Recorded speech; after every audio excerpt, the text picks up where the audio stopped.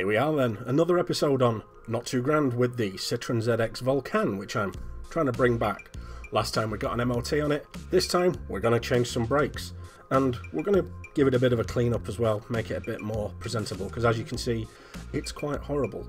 Also, the car had some advisories on the MOTs for the drop links and for the front lower ball joints, which are a bit tired, so we'll change those as well.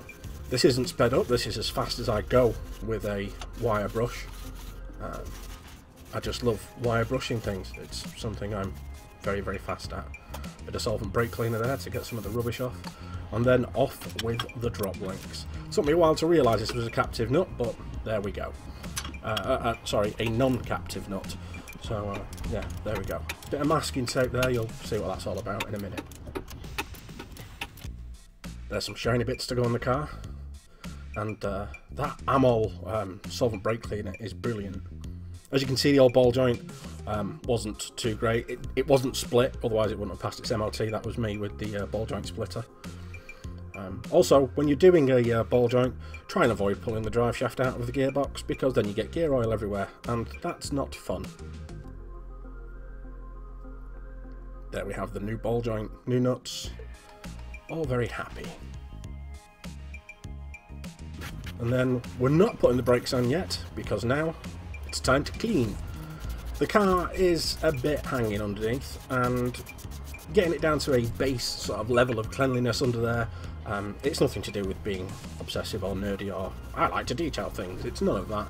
It's more just a case of if you get it clean under there, it means working on the car in the future is going to be a bit cleaner, unlike it was this time when I ended up covered in a lot of dust and oil and soil from somewhere in France, I think, from when this car did a charity, not a charity, but a banger rally to Nice. So first under there with a bit of diluted all-purpose citrus cleaner, and then using the old microfibers to mask things up. Back in with the solvent brake cleaner. That Amol stuff is brilliant, and highly recommended. There's nothing it can't clean. Getting all the road grime off. This is really, really uninteresting. I probably should have edited this out. I still could. I'm still in the edit suite, but instead I'm just talking. Weird. Anyway, more cleaning. More solvent brake cleaner, because I love solvent brake cleaner. Didn't miss anything. No, more masking. Yeah, I really should have trimmed this down. This is quite long. How's your day been? I mean, what are you up to now? You doing okay in lockdown? Looking after yourselves? You eating well? Getting lots of exercise?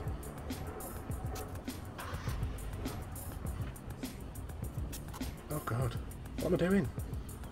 Right, here we go. I think something's about to happen. Is it? Oh. Yeah! Hammerite underbody sealant, stone chip stuff. This is magic. I swear by this stuff. Basically all of my cars are leathered with this. So that's what I was masking for. Not that there was any rust or anything to be worried about. Give it a good old shake, Chris. Yeah. Yeah, there was nothing nothing to be panicky about in terms of rust, just surface stuff, but I thought I'll give it a coat of this, give it a clean up, give it a coat of this, and then it's protected as we go forward. You know, as they say, paint it black, put it back. Or paint it black, then it ain't black. Which is what I just heard on Hot Rod Garage, and I'm stealing that. So yeah, leather everything with that. And down there. And then this is the bit where people will go, oh my god, what's he doing? Because he's just spraying the caliper red with the disc there, and what's this lunatic doing? What is he doing? He's mad. He's lost the plot. Why? What? Why is he doing that? Ah, so that I don't get the red paint on the fresh under seal. That's why I'm doing it. And also because I'm changing the brakes, so it doesn't matter. Why spend all that time masking stuff up? Wow, I just completely sprayed that track right end with under seal as well. well, that rubber won't rust now, will it? Take our masking off. This is where I got covered in underseal, which I'm still got all over my hands, and probably will do until about 2027.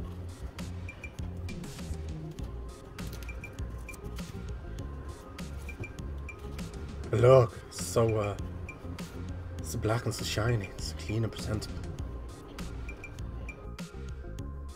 See, look, I cleaned it up a bit, it's fine. See, isn't that nice? Isn't that just better? Better presentation, new drop links, new ball joints, that's the advisory sorted. So then, it's time for brakes. And what we've done is we've gone for some EBC brakes, British company, so, you know, buy British.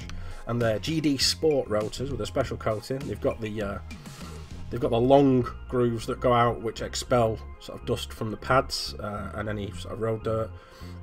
And the little dimples, they, again, stop grease build-up on the pads, help maintain the performance. And because they don't go all the way through the disc, it means they're not promoting any sort of cracking of the disc either.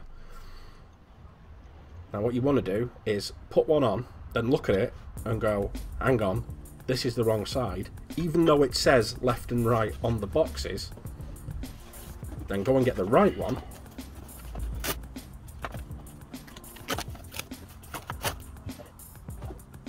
and put it on the car. So now we've got the right side on. So you see they're rotational, so the long slashes spit out all the dirt and dust and any build up, and the little dots help keep the surface of the pad clean. Now this is unusual.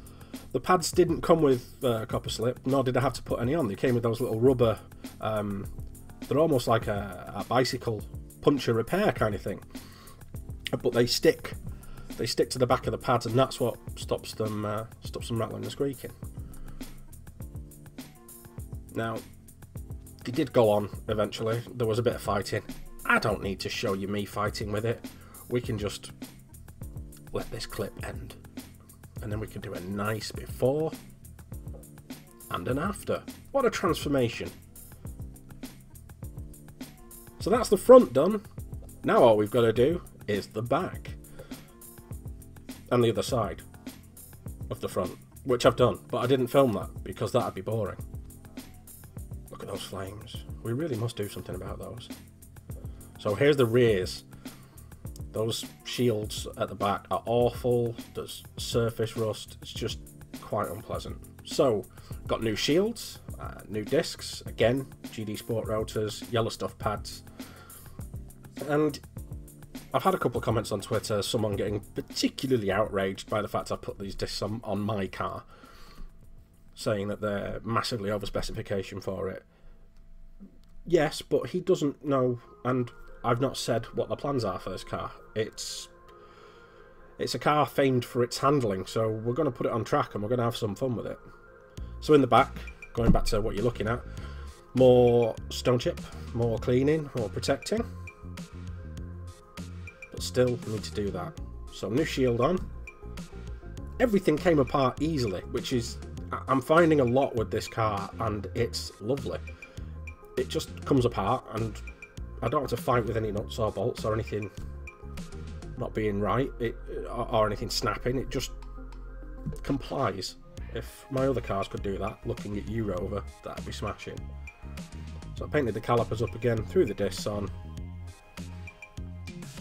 and chucked the pads in. Now, this little thing had corroded, so this delayed me by a day. So I had to order some new ones. They secure the pads. You put a little lock split pin in. And then I had to do the other side, and it turns out most of France was in the wheel arches of this car, which I had to extract, but we did it. And then again, new discs, new pads, cleaned everything up, bit of paint, jobs are good.